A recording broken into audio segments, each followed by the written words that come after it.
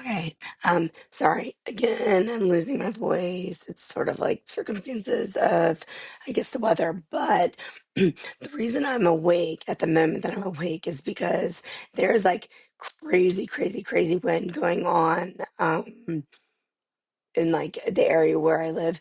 And there was like this huge jolt that I actually realized was the fireplace like moving because of the wind coming down the chimney, but it sounded like something had hit the house. So I got out of bed and sort of looked around. And one of the things that I kind of do if I'm up and looking about is obviously like I checked on the camera to make sure that my child was okay. And I knew that my mom was fine. I knew that the dog was with my mom. I looked at the fish tank. The fish tank was fine. The temperature was fine. And I don't want to shock anybody, but I also have a snake. And so I came into the sun porch where I am right now and I checked on her temperature. But in the process on checking on her temperature, there was, I don't know if it's a beetle or if it's a roach, whatever it is no longer in her terrarium. But um, I sort of cleansed out with this like snake cleaner thing. And so, um, please do not go crazy. I have a snake in my hand. Here she is. Her name's Olive. You want to say hi? Ollie, Ollie, Ollie. There you go. Anyway, she's a ball python. I've had her, let me think about this, about 15 years now. Anyway, she's not the point of this. It was just that I was awake and I I was wanting to make a post, but I sort of don't. I mean, it's like I need to go back to sleep. And so I was thinking, all right, well, I'm such like a guru on quotes and how motivational, sort of like inspirational quotes can sort of get me into the new day. And I get that like everybody's all around the world. Like who knows what time it is for um whoever's viewing this at this moment, but hopefully you can either like wake up to this or like visit this at some point during your day and be like, oh, that was like a really, really wonderful thing to hear. Um, so I have 10 quotes amongst probably thousands that I have in my journals and various sort of like storage files on my computer. But I'm just going to do 1 through 10 for right now.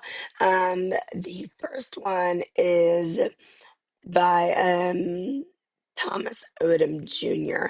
And that he says, if the essence of my being has caused a smile upon your face or a touch of joy within your heart, then in living I have made my mark, which I think that's really like just sort of like a really a positive thing to like feed off of. Number two, do the best you can in every task, no matter how unimportant it may seem. With the time, no one learns more about a problem than the person at the bottom. That was Sandra Day O'Connor. I think she said that. I honestly think she said that in the 90s at some point in time. And I don't think that it was part of like a judicial um, court record. I think she said that as like a side note. But anyway, Sandra Day O'Connor is one of my, you know, most looked up to people in the world. And I know she's passed now, but she really has a lot of messages to share along those lines. All right, let's move on to number three. All This is Walt Disney. All of our dreams can come true. Sorry, all of our dreams can come true if we have the courage to pursue them. And I just love that because it's whimsical, but it's also sort of like the magical aspect of living within this like dream world, but we also can like bring it into like our own capacity and our own like sense of living in reality. I think that there's a little bit of freedom in pursuing like our inner child once in a while. Thank you, Walt Disney. Um, Albert Einstein, try not to become a man, and I'll say a man or a woman of success, but rather try to become a man or a woman of value. I think that speaks for itself. What are we? One, two, three, five. This is Viktor Frankl. I can speak to more about his literature later, but um, this is like one of the things that I was pretty well, I was in college, but I was reading one of his books, and this like touched me to the heart. And he said, everything can be taken from a man or a woman, but one thing, the last of human freedoms, to choose one's attitude in any given circumstance, to choose one's way. And there's an entire backdrop to that. But basically, I think it, again, that speaks for itself. There are so many things that can be like stripped of us, but there's like a dignity, a liberty, and like a sense of freedom and our own ability to have the mentality of choosing our path within the circumstances that we're living in or the circumstances that are facing us. Number six. What did I say? Okay. This is from a book, Tuesdays with Maury, which is like phenomenal. Um, but this quote says, we need to forgive ourselves for all the things we didn't do, all the things we should have done. You can't get stuck on the regrets of what should have happened. And that is so much easier said than done. But I'm more advocating the book. If you have access to Tuesdays with More, it's a great read. Moving on, another Albert Einstein. The important thing is not to stop questioning. Curiosity has its own reason for existing.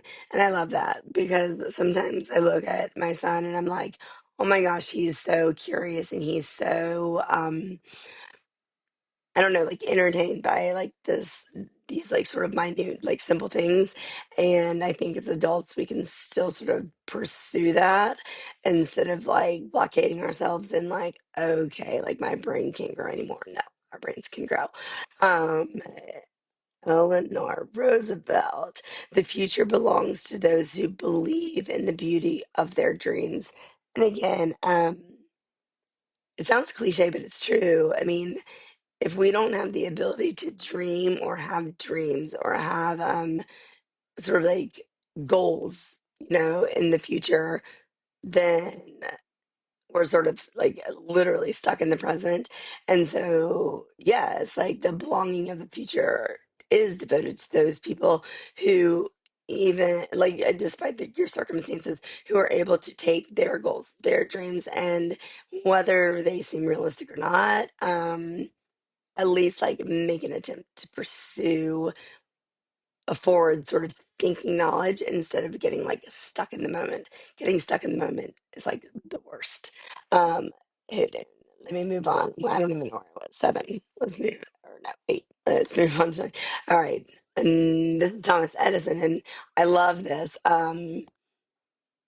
Because there's like a lot of history backdrop about his successes and like what he's built for our current sort of state of development.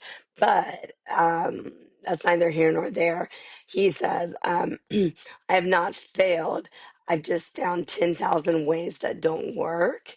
And I just think that's brilliant, because instead of thinking of failure as like, oh, I made an attempt and I failed, he, he's saying, okay, I'm gonna try again. I never failed. I just had to take all of these opportunities to maybe not accomplish my goal and probably learn from those experiences to like achieve the brilliance of what he's achieved, in actually the entire like, I'd say current development of where we are today. Um, and I mean, you can say that about anything. You can say that about, Steve Jobs. You can say that about like a Tesla. You can say that about landing on the moon. But, honestly, you can also bring that down to like a micro level of every one of us can say, okay, I tried and I failed. Or we can say, yes, I tried, I learned, and I didn't fail 10,000 times. I just did 10,000 things that didn't work. And that's why it's achievable today, because I was able to like work my way through those experiences and learn instead of give up. And my final one, and I actually do not know if y'all know, let me know. I do not know where this quote came from, but it's sort of like resonated in me for, I mean, many a years now. And I think that it's really, really like, I don't know, strength and knowledge. And it is to live for a time close to great minds is the best kind of education. And I think that's true. And it's not just like great minds in the sense of, oh, we're on an ivory tower and like, you know, uh, some sort of like college or academic, platform. Great minds exist at every single level of every single facet of every single part of everybody's lives. And I think learning from one another is like one of my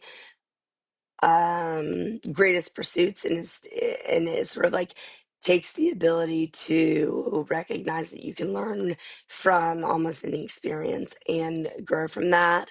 And so I love it. I'll say it again. To live for a time close to great minds is the best kind of education. And so anyway, I'm going to put Ollie, no, hold on, let me just move this. Here she is. I'm going to put her back. And hopefully, there's no more bugs in her terrarium. But anyway, I just thought I would take advantage of this time while I was waiting on making sure that her living conditions are safe to, like share quotes, because I think, these are inspirational sort of tidbits that anybody can sort of take in one way or another. But at least those 10 are really powerful to me. So I will definitely be back in touch maybe later today or tomorrow, just depending on the circumstances. Hopefully, the wind does not make a tree fall in the house. I don't think it will, but cross our fingers. And I will see you guys soon. All right. Thanks so much.